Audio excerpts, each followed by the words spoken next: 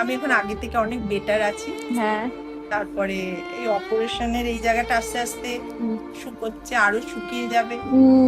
আমি কেমন ড্রেসিং করে দিচ্ছি। দারুণ দারুণ। আমার মা যেরকম সন্তানকে কুতু কুতু কুতু কুতু করে রাখে, সেরকম ভাবে সব যত্ন করে সব করে দেয়, ড্রেসিং করে দেয়, খাবার করে দেয়। দারুণ। আর বাবার ব্যাপারে কি বলতে চাও, তোমার বরের ব্যাপারে?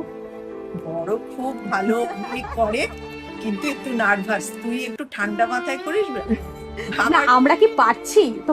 তোমার কি যত্ন করতে পারছি? দারুণ পারছি। শোন না, আমি বলছি কালকে তোর বাবাকে যে ড্রেসিংটা গুড্ডি তো কালকে আসতে একটু দেরি হবে, ও দোকানে গেছে একটা কাজে, তা তুমি একটু করে দাও না। বলছে না না না, ও গুড্ডি করবে, ও দেখলে আমার মাথা ঘুরে যাবো। ওই সময় আমি কাটা ছেঁড়া দেখতে পাই না, আমি মাথা ঘুরে পড়ে যাবো।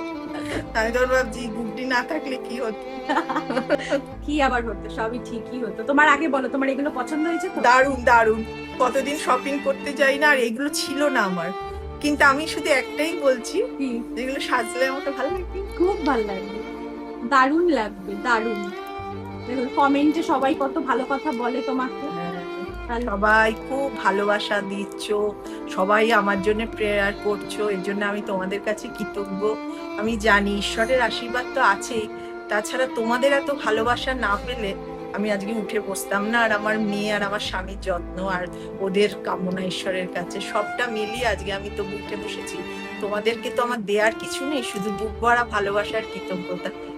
আমার যারা আমাকে চাও, যারা কাকিমাকে এত ভালোবাসো, তাদের কাছে আমি সত্যি খুব কৃতজ্ঞ। যদি ডাক্তার বলেছে ব্যায়াম করার জন্য, দুটো কাছে আনো, এরকম ভাবে ধরে এরকম কুইজ করো, যতটা গাইড জোর আছে কুইজ। 1 2 3 4 5 ছেড়ে দাও, আবার ধরে এরকম কুইজ। একটা একটা করে হাতও করতে পারো যদি মনে হয়, আর দুটো হাতও করতে পারো। এই ব্যায়ামটা কিন্তু রোজ করতে হবে, সারাদিনে যতবার পারবে, ঠিক আছে? এইটা হয়ে গেল হচ্ছে ব্যায়ামের জিনিস। আর কি এনে দিয়েছি? রোলন। কে বলেছিল রোলন আনতে? আর কি এনে দিয়েছি?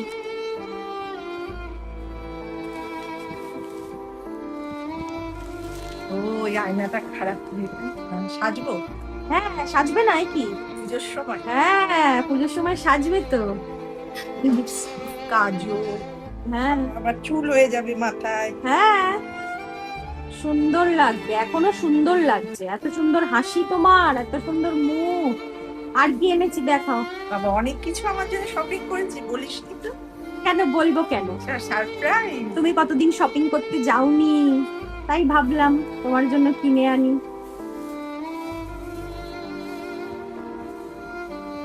স্কার্ফ,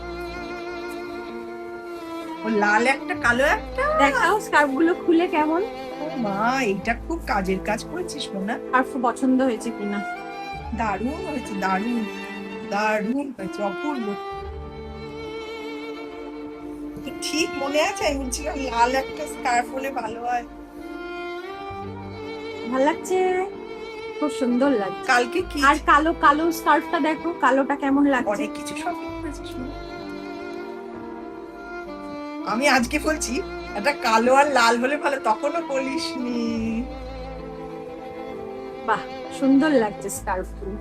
আরো আরো অনেক কিছু আছে, দেখো আর কি কি আছে। এগুলো আমি সব ভাঁজ করে রেখে দেবো, থাক ওখানে থাক।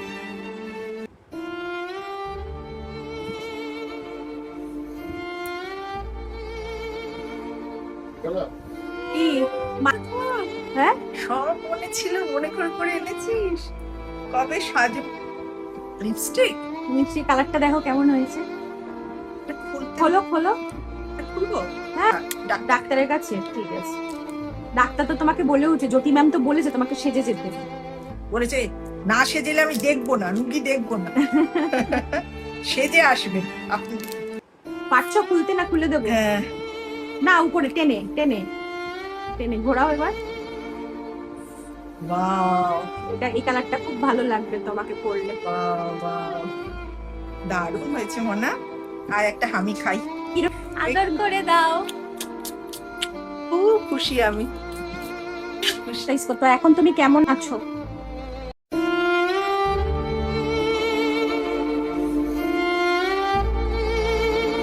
মা তো ওটিতে চলে গেল, এবং ওটির বাইরে আমরা সবাই দাঁড়িয়ে ওয়েট করছি। এবার ওটির ভেতরে কি হচ্ছে সেটা তো জানা সম্ভব না আনলেস অ্যান্ড আনটিল ডক্টর বাইরে এসে বা নার্স বাইরে এসে কিছু আমাদের জানাচ্ছে। বাংলা টেলিভিশনের জগতে পরিচিত মুখ এশা ভট্টাচার্য। একসময় পর্দায় চুটিয়ে কাজ করলেও আচমকাই অভিনেত্রীর জীবনে নেমে আসে অন্ধকার ছায়া।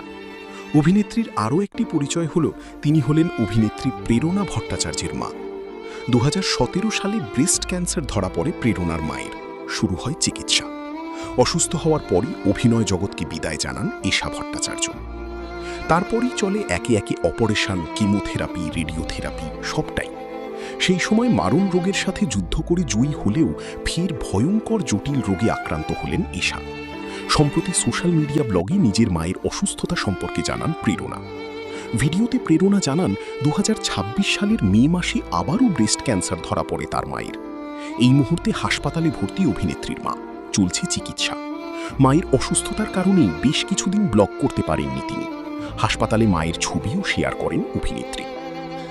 আমরা তো এমনিতেই টেনশনে ছিলাম, কারণ মার যতটা উইকনেস হয়ে গেছিলো, মা যেরকম হয়ে গেছিলো, এত অ্যাডভার্স রিয়াকশন হয়েছে, এত কিছু হয়েছে, তারপরে ওটির ভেতরে আমরা শুধু এটাই প্রে করছিলাম যেন সবকিছু এভরিথিং সবকিছু স্মুথলি হয়ে যায়, আর যেন কোনো রকম কমপ্লিকেশনস না হয়।